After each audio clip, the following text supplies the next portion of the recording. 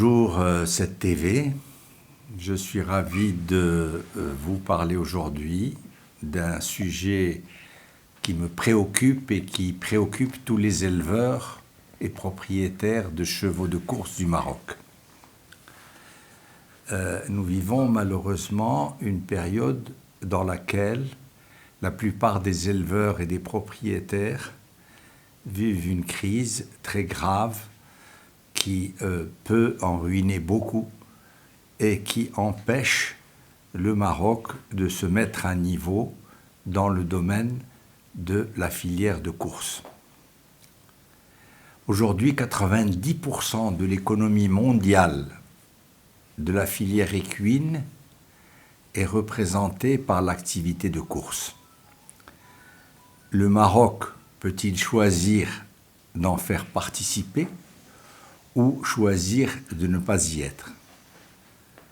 Dans le cas où nous voulons sauver notre filière équine au Maroc, dont le moteur financier est la filière course et son PMU, nous sommes obligés de développer, dans l'intérêt de notre agriculture, dans l'intérêt de nos campagnes, un élevage de course à haute valeur génétique pour que les Marocains de demain puissent espérer, comme dans tous les autres sports, participer à l'échelon mondial dans des événements où leurs chevaux seront mis en valeur et dont leur valeur économique sera une valeur d'exportation solide et certaine. Malheureusement, le Maroc a créé la Société royale d'encouragement du cheval, mais cette société ne s'est pas avérée à la hauteur de sa tâche, loin de pouvoir consolider cette filière. Elle est en train de la détruire depuis plusieurs années, malgré les multiples appels à la rescousse pour sauver ce secteur. Pourquoi? D'abord, en 2015, un contrat-programme a été édifié entre le ministre de l'Agriculture et les éleveurs et propriétaires. Ce contrat-programme a été entièrement respecté par les éleveurs et propriétaires dans la réalisation des objectifs, mais la Sorec s'est refusée de faire ce qui lui était dû, et principalement la création de 140 courses par an pendant 5 ans, qui permettrait au Maroc de consolider son pari mutuel urbain. Faut-il que le Maroc continue, comme il l'a fait depuis 1938, participer au PMU français qui est édifié sur les courses françaises, ou faut-il demain que le PMU marocain soit édifié sur l'élevage de chevaux marocains et au profit de l'agriculture marocaine, des agriculteurs qui produisent le foin, la paille, l'orge, l'avoine, des vétérinaires marocains, des maréchaux ferrants marocains. Ceci, malheureusement, n'est pas le cas, puisque ce secteur a été arrêté net par la Sorec.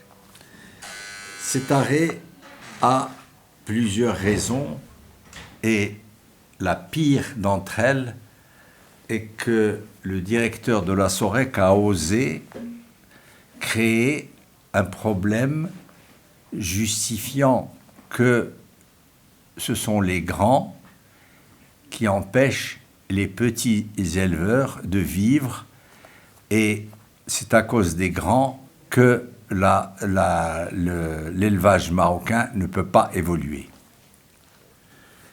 Cette dérive populiste est dangereuse, puisque si elle est adoptée dans tous les secteurs de l'économie, elle provoquerait des révolutions populistes qui ne sont pas vraies, puisque les grands éleveurs dont il s'agit sont tout simplement des gens qui emploient des personnes, des employés avec leur salaire, avec leur CNSS, et qui créent des emplois avec leurs vétérinaires, leurs maréchaux ferrants, leurs dentistes, etc.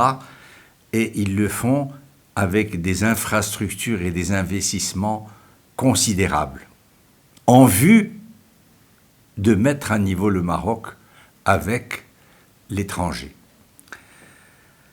Malheureusement, ces gens sont attaqués comme étant des gens qui empêchent des petits éleveurs de grandir. Cette raison est totalement fausse parce que le jour où la Sorek a voulu démontrer cela, elle s'est acoquiné une société d'études à qui elle a voulu demander quel était le prix de revient des chevaux de course, quel était le prix de revient de leur entraînement.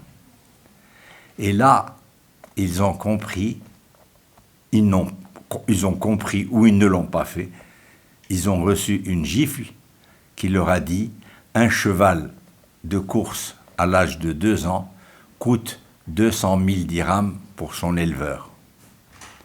Et un mois d'entraînement coûte 7 000 dirhams pour un cheval à l'entraînement. » Quand on considère ces sommes, on constate que le cheptel étant de près de 10 000 chevaux, que les emplois sont de 10 000, les emplois directs sont de plus de 10 000 emplois, on constate que le coût réel de la population équine de course serait de l'ordre de 630 millions de dirhams. Alors nous avons osé, grâce à ce calcul purement arithmétique, dire à la Sorek, il n'est pas normal que vous accordiez 200 millions de dirhams pour élever 10 000 chevaux pour créer un PMU marocain. Et vous n'allez pas dire qu'avec le tiers des besoins, vous allez permettre à des petits éleveurs d'exister. Certainement pas. Donc nous avons dit à la Sorek qu'il était nécessaire de mettre à niveau le budget des allocations et des primes, comme cela existe dans les autres nations. En France, par exemple, le PMU destine 10% de son revenu brut à la filière équine.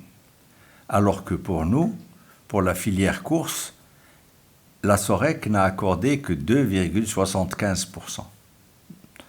Nous l'avons sollicité maintes fois en lui disant « Passez à 6% dans le prochain plan quinquennal actuellement de Green Generation. Ensuite, nous parlerons d'une augmentation dans le plan suivant. » Et il nous a dit que non, son avis était le meilleur. Il fallait que les éleveurs diminuent leurs élevages. Il fallait que les éleveurs ralentissent leur progression.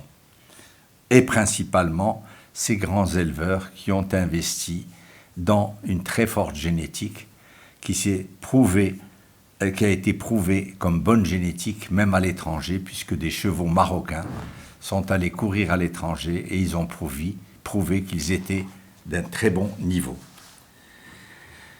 Fort de cette situation, on s'est trouvé devant la situation qu'a utilisé le directeur de la Sorek pour tromper les éleveurs et propriétaires et tromper le ministère de l'Agriculture. Il a décidé de se mettre en tant que directeur d'une société anonyme, président des réunions du bureau permanent. Un bureau permanent qui, normalement, ne doit être présidé que par le ministre et par des membres du gouvernement, du ministère de l'Agriculture. Deuxièmement, il a appelé bureau permanent des réunions qui ne font aucun PV dûment signé par les membres, qu'il écrit à sa façon, Donc, il a créé des procès-verbaux qui sont entièrement le pur fruit de sa pensée et de sa croyance. Chose plus grave, il est arrivé jusqu'au point de faire de ces réunions, qui ne sont ni signées ni quoi que ce soit, des décisions d'État, des décisions du ministère de l'Agriculture, puisque pendant 5 ans, pendant le programme Maroc Vert, l'État a poussé les éleveurs à produire et leur a donné des subventions pour produire, et du jour au lendemain, avec ne respectant pas les lois rétroactives, il a décidé d'arrêter, de plafonner immédiatement, sans tenir compte des efforts qui ont été faits par les éleveurs, la production équine de plusieurs écuries. Il a décidé une chose encore plus grave. Il a dit que les éleveurs anciens ont le droit aux primes de 30 poulains nés, tandis qu'un éleveur nouveau n'aura droit qu'à 10 poulains, la subvention de 10 poulains nés. Pour quelle raison un directeur d'une société anonyme peut-il décider une chose pareille? C'est tout à fait aberrant. Plus grave encore, il a décidé que quiconque éleveur vend ou donne des chevaux à ses ascendants, à ses descendants, à sa conjointe, les enfants ou la conjointe n'auraient pas les primes de chevaux. Ceci entrave la Constitution nationale, tant dans le cadre de la loi rétroactive, tant dans le droit de la liberté d'entreprise. Pourquoi permettre 30 poulains à un ancien et 10 à un qui commence? Et plus grave, toucher à la liberté de cession à des enfants ou à sa femme. Ceci traduit un autoritarisme grave dont il a profité parce que son ministère n'a pas la tutelle technique pour juger ses actes. Plus grave encore, le ministre de l'Agriculture lui a demandé de surseoir à toutes ces notes de plafonnement qu'il a données. Il lui a demandé clairement de surseoir à ces notes. Monsieur Sralli n'en a rien fait. Il a exécuté à la lettre ce qu'il avait décidé. Ceci est grave. Ou y a-t-il une force supérieure qui protège des actions illégales de cette sorte? Je m'en voudrais, en tant que Marocain, de croire que des forces comme ça puissent exister au Maroc. Fort de ces éléments, nous nous sommes trouvés obligés de dénoncer cette prise illégale du bureau permanent par le directeur d'une société anonyme, l'éloignant de toute décision prise par le ministère, et nous nous trouvons dans une situation où il nous est permis de penser que nous avons été lâchés par notre ministère. Pourquoi notre ministère ne veut-il pas nous permettre de discuter avec les responsables, d'amener tous les éléments nécessaires pour prouver l'authenticité des problèmes qui se posent?